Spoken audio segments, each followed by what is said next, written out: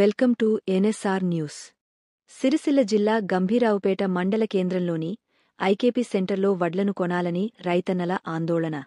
10 మందికి అన్నం పెట్టే రైతుల వడ్లు కొనకుండా ఈ ప్రభుత్వం మోసం చేస్తుందని రోడ్డుమీద వరి బస్తాలను వేసి నిరసన తెలిపిన అన్నదాతలు.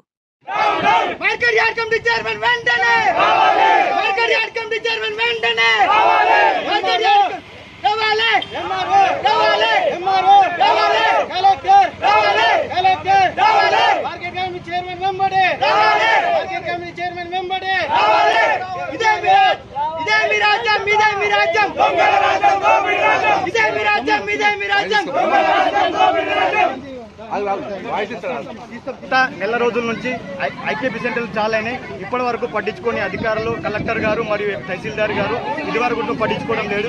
ఇక్కడ ఎలాంటి ట్రాన్స్పోర్ట్ అనేది జరగడం లేదు. గత వారం 10 రోజుల నుంచి దగ్గర 2000 బ్యాగులు ఉన్నాయి. ఇక్కడ నుంచి ఎలాంటి ట్రాన్స్పోర్ట్ జరగడం లేదన్న.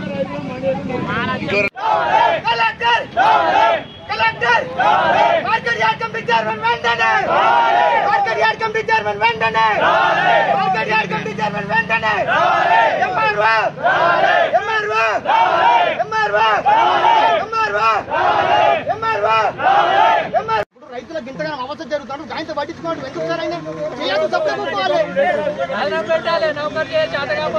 కలెక్టర్ ఏమో ట్రాక్టర్లు పెట్టనియాడు, లారీలు పెట్టనిచ్చుకోరు. రైతులు ఓనికి చెప్పుకోమంటారు. మరి అటువంటి అప్పుడు సెంట్రల్ ఓపెన్ చేయకుండా ప్రైవేట్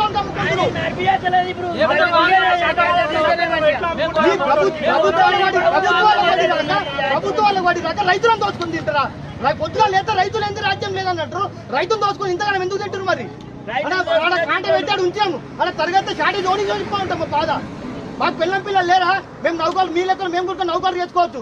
మేము 10 మందికి అన్నం పెడుతున్నాము. మా బాధ అర్థం చేసుకోవచ్చు. జరంతరన్నా నేను ఫోన్ చేస్తే ఏ అధికారాన్ని లేపుతాడు? లేవట కూడా నేను నిద్ర కూడా కళ్ళ కూడా నిద్ర పోనీ ఏ అధికారిని కానీ. ఎందుకు సార్ గిట్లా చేస్తారు? మీరు ఇట్లా చేసి టెంట్ వేసి చేస్తారు. ఇలా గిట్లా లారీ గిట్లా పెట్టకుండా పొద్దున్న టెంట్ బరాబర్ టెంట్ వేసి చేస్తారు. మీరు ఏం చేస్తారో చేసుకోవచ్చు. అర్థం అంటే రైతులను తీసుకుపోయి ఏమన్నా జైలు ఉద్యోగం పెట్టమని ఏ అధికారి కన్నా చెప్తే మాకు చెప్పి మేము నోరు మూసుకుంటాం. మార్కెట్ యార్డ్ కమిటీ చైర్మన్ ఉన్నాడు. లారీ ట్రాన్స్పోర్ట్ ఎందుకు సార్? ట్రాన్స్పోర్ట్ నీకు దేంతోనైతే నీకు ట్రాన్స్పోర్ట్ వేయడానికి ఎందుకు? ట్రాన్స్పోర్ట్ లకు ఇంత ఇబ్బంది ఎందుకు జరుగుతుంది? ఇట్లా ఏమో దోసుక తింటురా? వేరే దుబ్బాగా ట్రాక్టర్లు నడుస్తున్నాయి. ఎన్ని అలాట్మెంట్ ఇచ్చినా మీకు తెలియదా? అలాట్మెంట్ ఇవ్వండి. ఎందుకు ఇట్లా చేస్తున్నారు? ఇచ్చారు. ఇచ్చిన తర్వాత దానికి వర్షం రాలేదు. ఆయన పని చూస్తారా? ఇదే వాళ్ళు లగ్గమ్మా చూసుకోవడానికి?